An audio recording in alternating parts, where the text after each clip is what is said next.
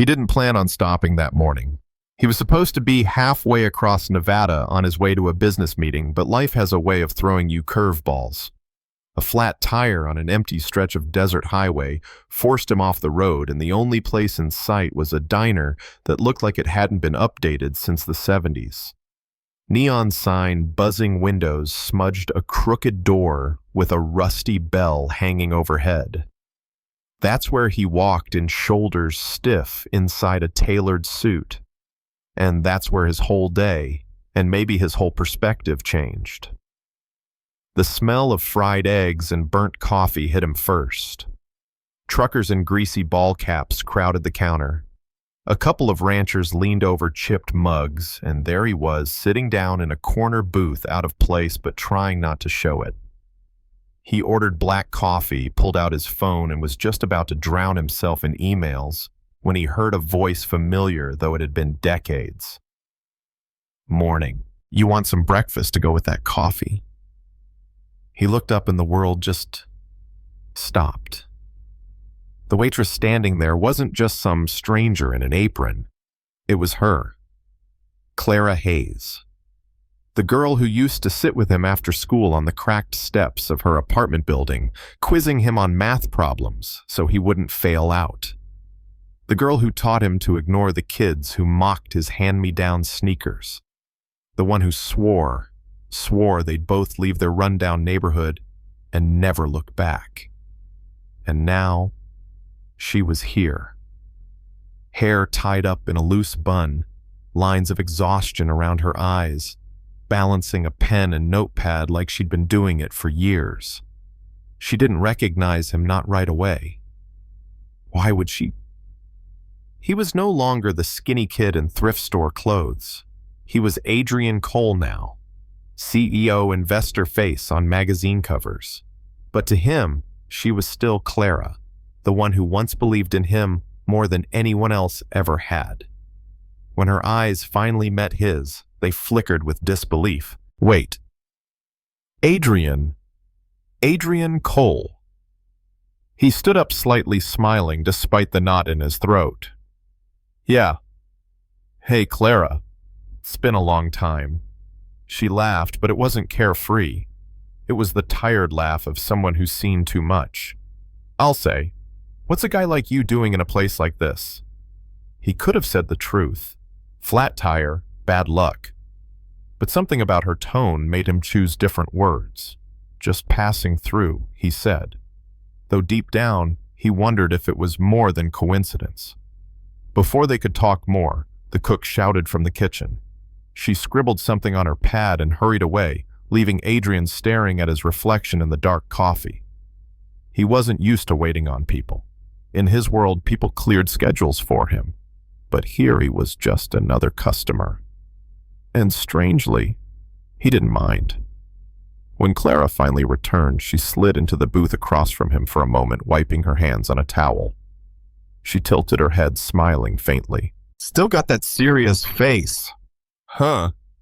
Never grew out of it." He smirked. "Guess not." Her eyes drifted over his suit, his watch, his spotless shoes. "You look different. Life's been good to you." Adrian hesitated. Saying the word billionaire inside a dusty diner felt wrong. "I've been in real estate. Keeps me busy." She raised a brow. "Real estate like selling houses." "Something like that," he said, dodging. She smiled politely, but her eyes, those eyes that used to light up when she talked about traveling the world, looked dimmer now, more cautious. He wanted to ask, "What happened to your dreams?" But he stayed quiet. The day dragged.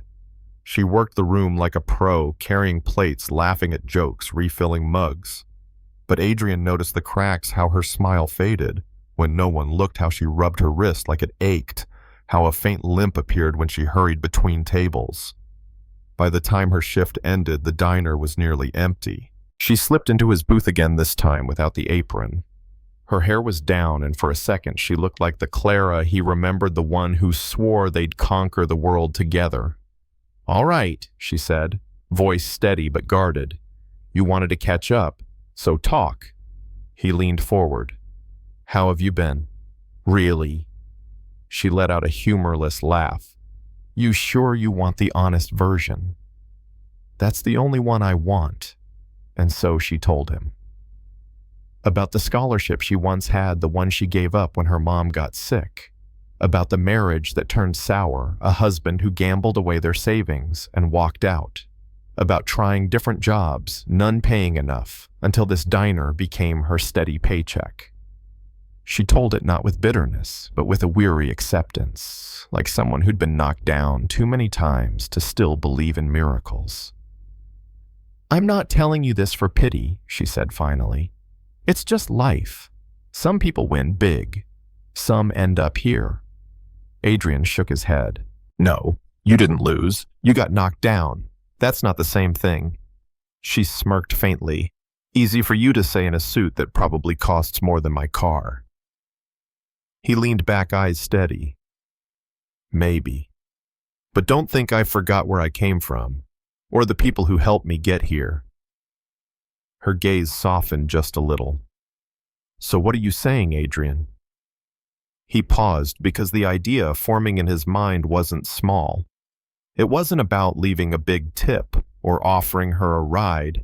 It was bigger, riskier. What if I told you I could help you get out of here?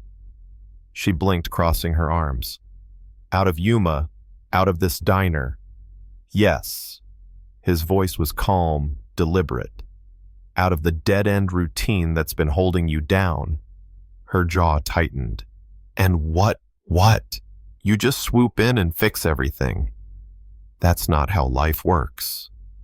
Sometimes it is, he said quietly, if someone cares enough to make it happen. I don't want charity. This isn't charity. This is me paying back the person who believed in me before anyone else did. You're the reason I passed math. You're the reason I didn't quit. You don't even realize how much that mattered. She stared at him, blinking fast. Even if I said yes, what exactly are you offering a job? Not just a job, a future. I own properties in Reno. One of them needs a manager. Office work, good salary, benefits. I'll cover the training. Her head jerked back. You're serious?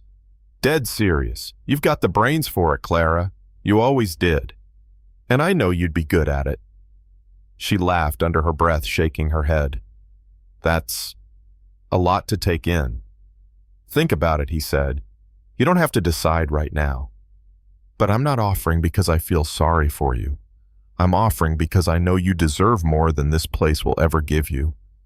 She didn't answer right away. She just stared past him, watching a truck rumble by outside. Finally, she whispered, I'll think about it. But Adrian saw it, the flicker in her eyes. Something had shifted. The next morning, as he sipped motel coffee, his phone buzzed. Unknown number. Hello. A shaky voice came through. Adrian, it's me. Clara. I thought about it, and I'm scared. It's been so long since I tried anything big. But if the offer's still there, I want to try. A slow smile spread across his face. It's still there, and I'll be with you every step. There was silence. Then she whispered, Thank you for seeing me as more than this job, for remembering who I used to be.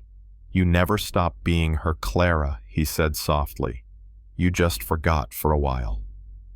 3 months later, Adrian walked into his Reno office. Behind the desk, headset on, typing fast with confident fingers, was Clara. She looked up, saw him, and grinned. Not the tired grin of a waitress forcing a tip, but a real grin, the kind that lights up your whole face. Boss man, she teased, you're gonna ruin my productivity. He laughed. Just making sure you're still here. Where else would I be, she said, and he knew she meant it. As he left the building, Adrian thought about how simple it had been. One conversation, one offer, and a life completely changed.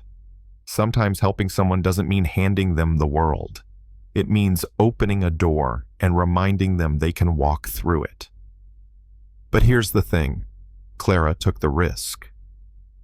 She could have said no. She could have stayed in that diner forever. And I know some of you watching are wondering, was it right for him to step in? Was it fair?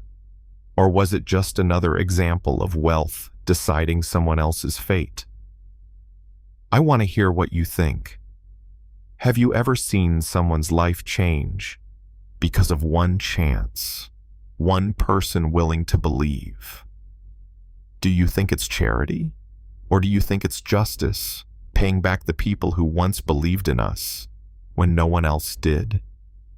Drop your thoughts in the comments, because this isn't just Clara's story. It's something bigger.